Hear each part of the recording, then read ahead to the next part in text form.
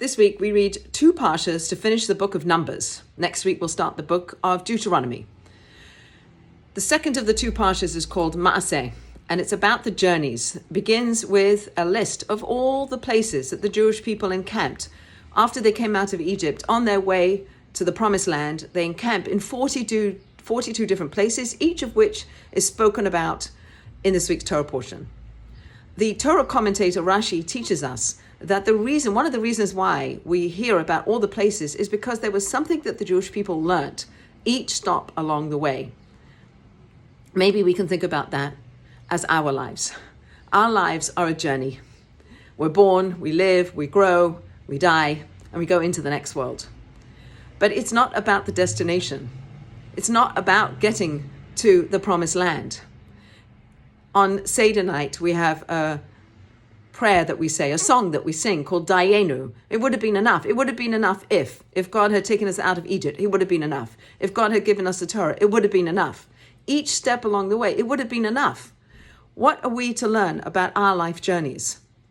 Just like the Jewish people had periods of travel and encampments, our lives perhaps can be seen that way. We have times where we are encamped, where it's easygoing, where we feel calm, where there's nothing stressful happening, those moments where we can take stock, where we can reevaluate, where we can look at where we've come from and where we're going. We have those moments. And then we have moments of stress, moments of suffering, moments of pain, moments of grief and loss, all of those moments.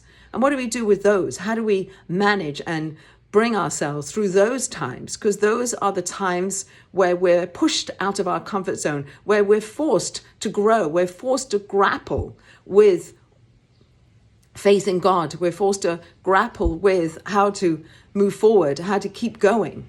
Rabbi Nachman says, you are forbidden from giving up. We are a Jewish people who live with hope. We have to have hope, we have to have courage, even when we are fearful, even when we despair. We as a Jewish people and we as individuals are enjoined to keep moving, to find the ways in which we can do that.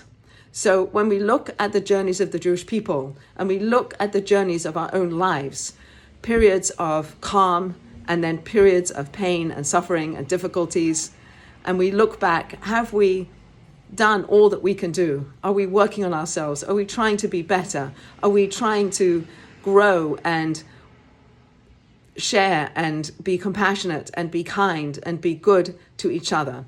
So that would be the message that I would bring out from this week's Torah portion, is to see life as a journey, not as a destination, and that every moment along the way is important, and that every moment is an opportunity for us to learn and to work on ourselves and to be better.